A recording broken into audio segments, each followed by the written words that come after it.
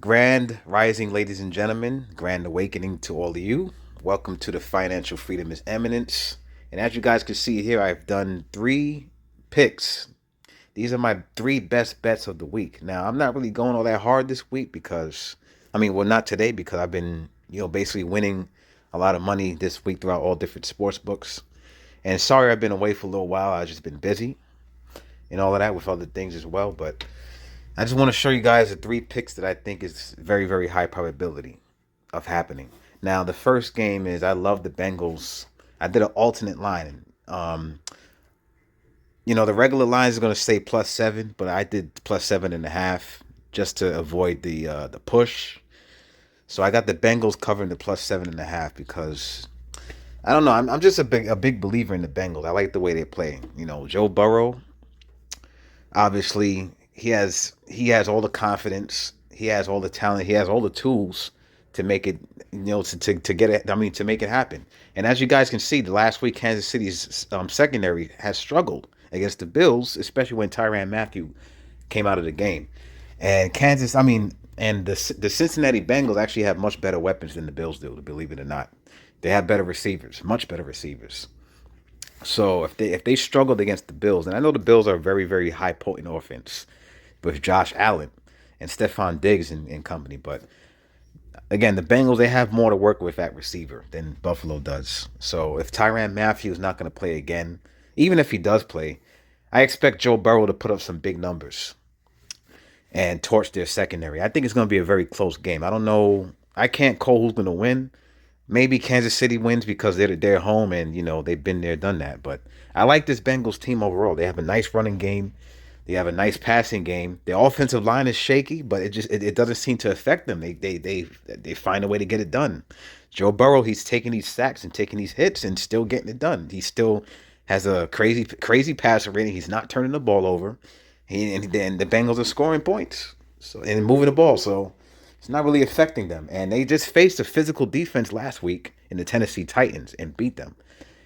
And Kansas City's defense is not nearly as physical as the Titans. They're more of like a finesse type of defense, which actually works in the Bengals' favor.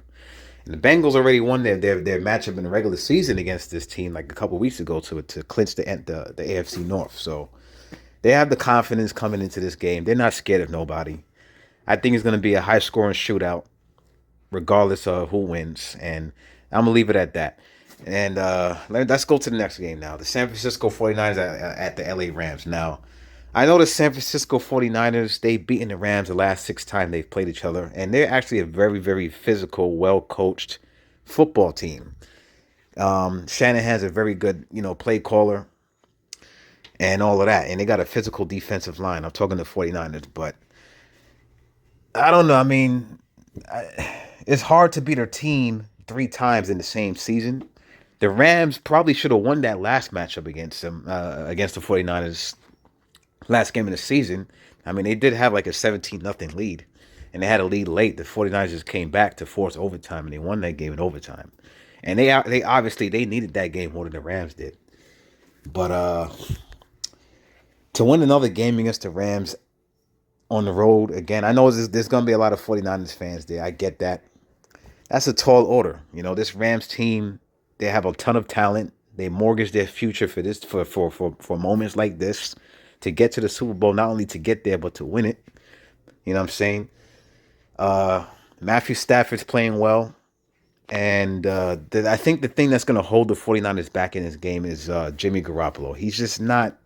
I'm not a big believer in Garoppolo. Like, they should have lost last week. If Green Bay's special teams does not mess up last week, we're not even having this conversation. We're gonna be we would be talking about Green Bay and the Rams instead of San Francisco and the Rams. And again, I know San Francisco is a very, very, very physical, well-coached team, but I think the difference of this game is the quarterbacks. Matthew Stafford is going to make a lot more plays than Jimmy Garoppolo is. I expect the game to be close, but the Rams are built for this moment. This is what they mortgage their future for. They have the better quarterback. They have the more explosive offense, and they're going to get it done. I think they're going to win this game by at least like 7 points or maybe even 10, double digit.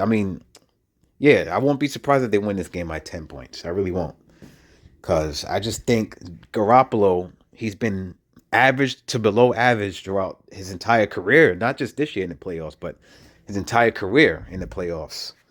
And even in a little bit of in the regular season, too. And I think it's going to show up to bite him in the butt in this game right here. Rams are just a more talented team. I know the 49ers match up well against them, but at some point, Jimmy Garoppolo is going to have to make some plays. And I just don't see him making more plays than Matthew Stafford. So that's why I'm picking the Rams to win and cover. Well, actually, in this bet right here, I'm actually just picking the money line. But I think they also going to cover the spread, too, to be honest with you. But I'm just playing a little bit safe here. I'm just playing with a little bit of money here because I'm not really trying to, I'm not really being aggressive today. You know what I'm saying? I'm going to go aggressive during the Super Bowl, to be honest. I'm going to put big money on the Super Bowl game. I'm just slowly scaling up throughout the weeks leading up to that. So, yeah, give me the Rams to win. And if you want to pick them to cover the spread, go ahead and pick that -3.5 spread because I feel confident in that. And there's one NBA game now. Portland Trailblazers versus the Chicago Bulls. Now I did an alternate spread on this too, just to play it safe. I think the spread was actually +6.5, but I picked the +8 for this game, and I feel good about the 6.5 too because the Bulls are not really playing good basketball as of late. In Portland, they've been playing better. C.J. McCollum is back. I think they still have a couple injuries though, but they've been playing better and. I just don't trust the Bulls to cover a 6.5 point spread right now. All their games as of late has been close.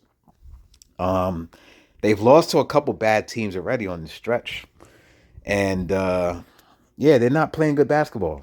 I'm just breaking it down simply by who is playing good basketball or who's playing good, period, and who's not. And the Bulls are just not playing all that good right now. So I'm just picking the opposing team to cover against them all the time. And if you've been doing that as of late, you've been profitable, to be honest. So I'm gonna continue that trend and I'm gonna go with the Portland Trailblazers. So these are my three picks, high probability picks. These are my best bets. I expect this to be 3-0. Maybe I might get a little gutsy and put some more money on it on another sports book because sometimes I get like that. But right now I'm just playing it safe. I'm just chilling. I'm not really trying to go that aggressive until Super Bowl weekend. And that's about it. All right. So, everybody, good luck and let's win some money.